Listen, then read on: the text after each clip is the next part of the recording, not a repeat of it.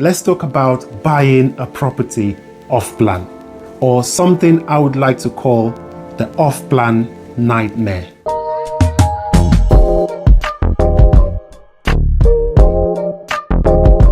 On paper, it sounds like a proper result, doesn't it? Everything is brand new, you got those shiny appliances that actually works for once. And best of all, you don't have to deal with some previous owner's rubbish DIY, or those mystery stains on the carpet that won't come out. But honestly, if you spend just 2 minutes looking at what people are saying online, you would see that it can be a total bin fire.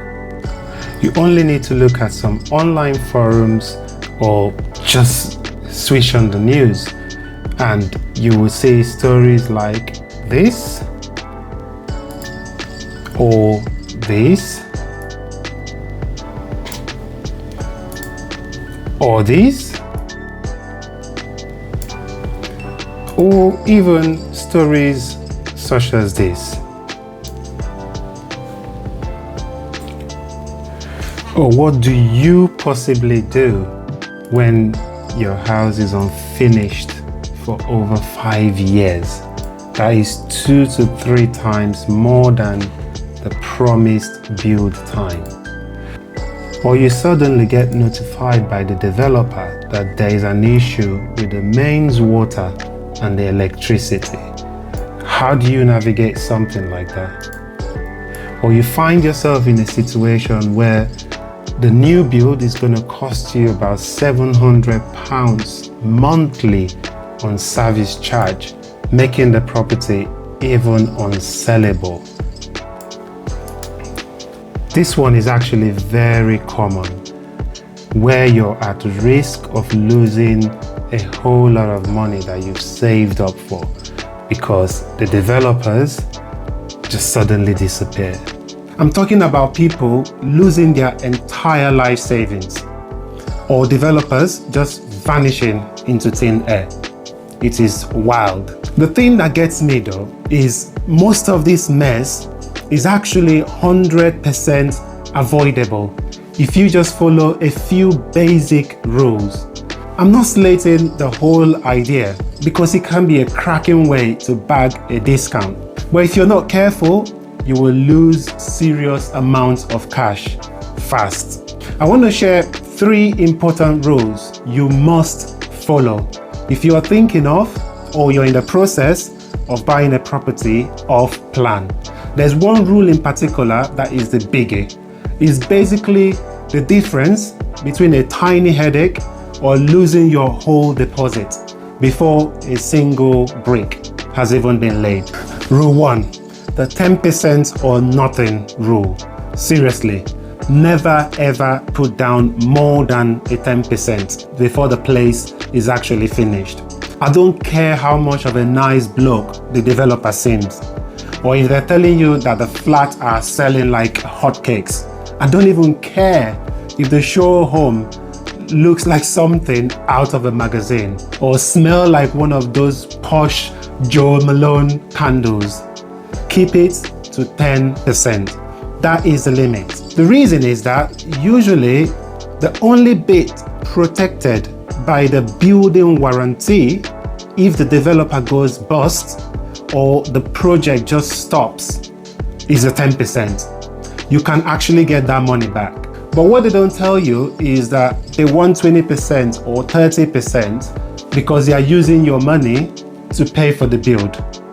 So if it all goes south halfway through, that money is gone and they won't be giving it back.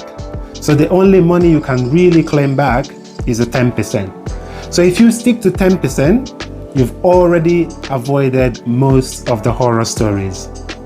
But even if your cash is safe, you could still end up paying way too much for a place that isn't actually worth what they say it is.